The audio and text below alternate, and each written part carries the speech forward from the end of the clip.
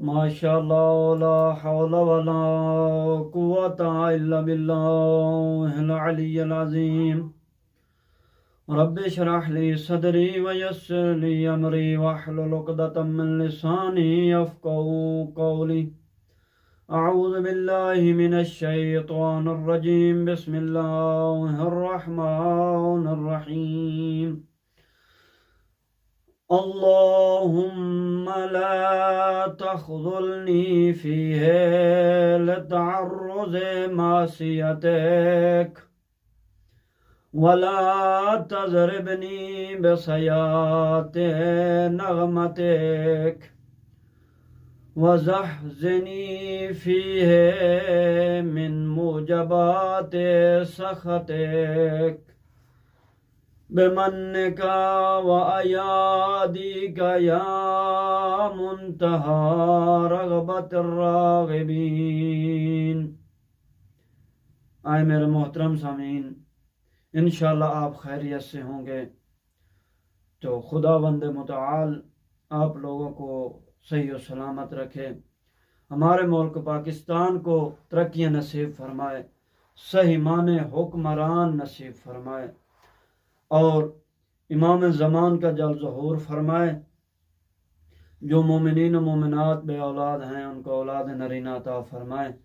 تو میرے محترم سامعین، آج ماہ رمضان کا چھٹا دن ہے۔ آج کے چھٹے دن کی دعا کو ترجمے کے ساتھ پڑھتے ہیں۔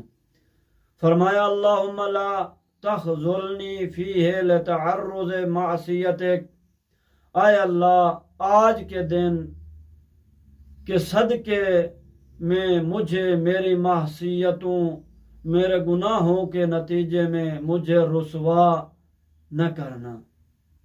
یعنی کتنے یہ جملے جو نبی اکرم نے یہ دعا فرمائی ہے ماہ رمضان کے ہر دن کے بارے میں، کتنے یعنی خدایا آج کے دن کے صدقے مجھے میرے گناہوں کی وجہ سے مجھے رسوا نہ کرنا۔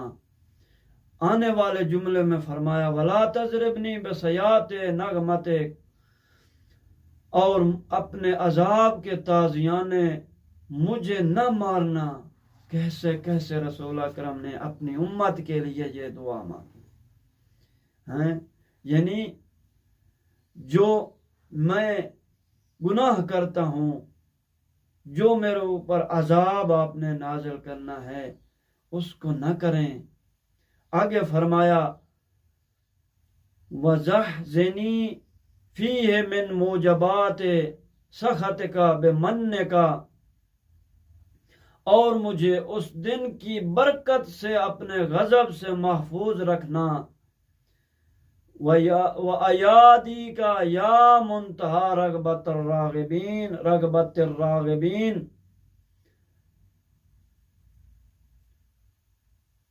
اپنے احسان و عطا کے سبب اے رغبت رکھنے والوں کی انتہا۔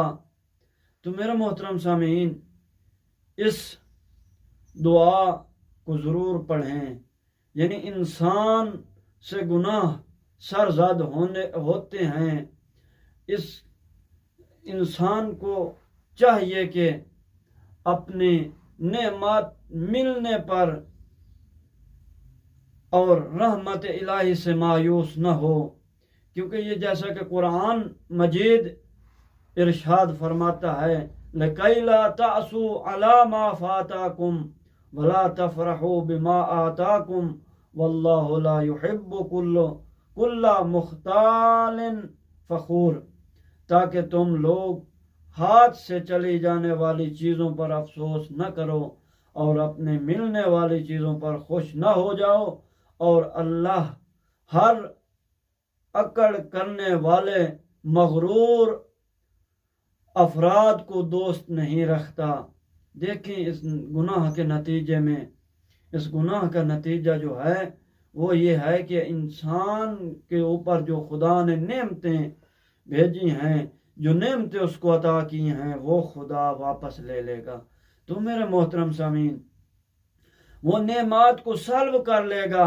نعمات کا سلب یعنی یہی امام باقر علیہ السلام سے بھی روایت ہے کہ امام نے فرمایا جب انسان گناہ کرتا ہے، گناہ کا مرتکب ہو جاتا ہے تو اللہ اس سے نعمتوں کو سالب کر لیتا۔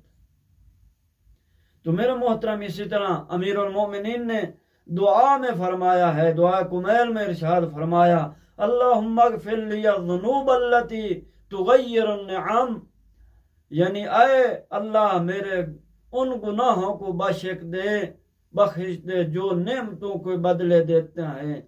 تو میرے محترم سامعین، اپنے آپ کو اس خدا کی نعمت سلب کرنے سے بچائیں، گناہ نہ کریں اور اپنے نیکیاں بڑھائیں، اور یہ نعمات الہی خدا جب آپ نیک ارادے رکھتے ہوں گے، نیک کام کرتے ہوں گے، بار بار توبہ کرتے ہوں گے، تو خدا بند متعال آپ کی نعمتوں کو بڑھاتا جائے گا۔ والسلام ورحمۃ اللہ۔